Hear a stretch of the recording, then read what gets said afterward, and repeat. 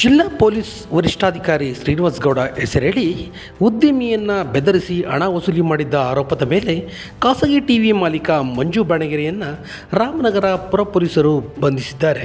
October 3ರಂದು ನಗರದ ಬಟ್ಟೆ ವ್ಯಾಪಾರ ಹಾಗೂ ಬಿಟ್ಕಾಯಿನ್ ವ್ಯವಹಾರ ನಡೆಸುತ್ತಿದ್ದ ತಾನಾರಾಮ್ ಎಂಬುವರ ಬಳಿ ಖಾಸಗಿ ಟಿವಿ ಮಾಲೀಕ ಮಂಜು ಬಾಣಗೆರೆ ಹಾಗೂ ಸಂಗಡಿಗರು ಜಿಲ್ಲಾ ಪೊಲೀಸ್ ವರಿಷ್ಠಾಧಿಕಾರಿ ಶ್ರೀನಿವಾಸ್ ಗೌಡ ನಮ್ಮ ಪರಿಚಿತರು ಎಂದು ನಂಬಿಸಿ ನಿಮ್ಮ ವ್ಯವಹಾರದ ವಿರುದ್ಧ ಸುದ್ದಿ ಮಾಡುತ್ತೇವೆ ಎಂದು ಹೆದರಿಸಿ 10 ಲಕ್ಷ ರು ಹಣಕ್ಕೆ ಬೇಡಿಕೆ ಇಟ್ಟು 4 ಲಕ್ಷ ಹಣ ವಸೂಲಿ ಮಾಡಿದ್ದಾರೆ. ನಂತರ ಬಾಕಿ 6 ಲಕ್ಷಕ್ಕೆ ಕೊಡುವಂತೆ ಪದೇ ಪದೇ ಪೀಡಿಸುತ್ತಿದ್ದರು. ಈ ಸಂಬಂಧ ತಾನಾರಾಮ್ ಹಣ ಒತ್ತಾಯ ಮಾಡುತ್ತಿದ್ದಾರೆ ಎಂದು ಆರೋಪಿಸಿ ಅಕ್ಟೋಬರ್ 11ರಂದು ಪುರ ಪೊಲೀಸ್ ಠಾಣೆಯಲ್ಲಿ ದೂರು ದಾಖಲಿಸಿದರು.